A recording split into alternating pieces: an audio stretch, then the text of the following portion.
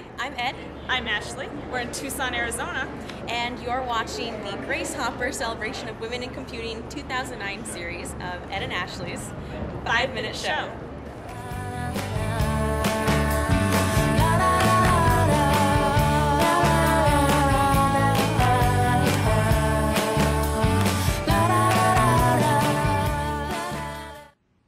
I am here with Joe Miller, who did an awesome workshop yesterday about how to become a person of influence. And she's agreed to spend a couple minutes with us and kind of go over some really high points of the workshop. Thanks, Ed. Thank you. So what I'm going to quickly go over are the 6 different sources of influence that all women have available to them at any time in the workplace. 6 different elements of influence that you can draw on at different times depending on the situation. But they all seem to be areas of influence that we as women tend not to fully tap into and use quite as much as we could. So the first is called positional influence, which is the influence that is already inherent in your job title and role. Because you were hired in to do an important job and people need to know about that. And so my top tips for building your positional influence would be just never miss an opportunity to educate others about your role and how you're here to help. And a great way to do that is by creating a 30-second commercial for yourself. Alright, so that was number 1, positional. Next on the list is expertise influence.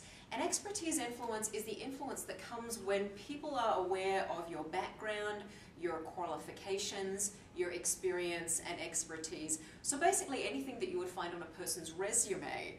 And so one of the most important things to remember is that along with all of your background and experience comes this credibility and trust that people will place in you if they know what your qualifications are. So never miss an opportunity to demonstrate the value that you're bringing. Don't forget to promote your accomplishments. And a great tip here is to either write articles or papers or write a blog, or see if you can get invited to speak on panels and speak at conferences. These are some great ways to build expertise influence at an industry-wide level. Okay, going on down the list, we have positional and then expertise influence. Next up is resources influence. And this one comes from my observation that I see a lot of women say, you know what, I don't need additional budget, I don't need additional headcount, I'm going to save the company money and just make do with what I have, forgetting that your resources influence is based on your ability to access and deploy the resources you need to get the job done well. So if you turn down additional resources, you've just turned down a great opportunity to demonstrate that you are a great custodian of those resources. So always say yes to that additional headcount or budget. See if you can negotiate the things you want and need to do your job well. And if you do that well, you'll show that you're a great investment, and then your company will invest a little more in you next time. Okay, so moving on down the list, our next source of influence is informational influence. And this one's all about being at that informational powerhouse.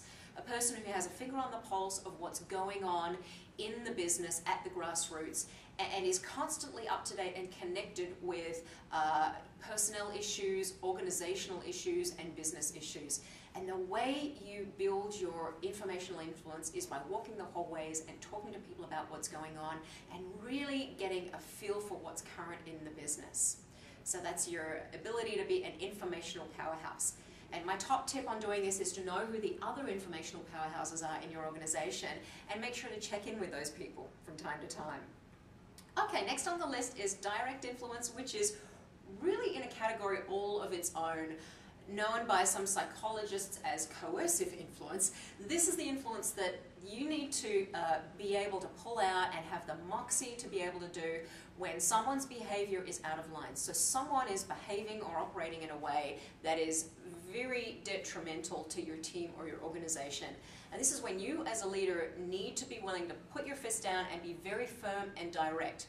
And I was speaking with a senior level leader this morning who said one of the best things you can do to build a healthy team is be firm and very direct with people. And so she's a big fan of this idea of using your direct influence in just those 1% of instances where something really important is at stake. Okay, so we've had positional, expertise, resources, informational, and direct influence, and we have one more to go. It's called relationships influence, and I really believe that this is at the heart of all forms of influence. Because your relationships influence is all about your ability to connect with the key stakeholders and the key influencers in your organization and your profession and industry, and build yourself a network of authentic working relationships with those people. The idea being that if you build a broad and authentic network of relationships, as that network grows, your ability to influence will expand exponentially. The reason is, if you need to go ask someone for something or influence them and they already know you and trust you and respect you, they'll be predisposed to be influenced by you, and it could be as simple as just asking. So, all right, homework. I'm going to encourage you to list out the 6 different forms of influence and just do a quick self-evaluation and see if you can identify which of these elements of influence you are strong in and which you intend to strengthen. Thank you.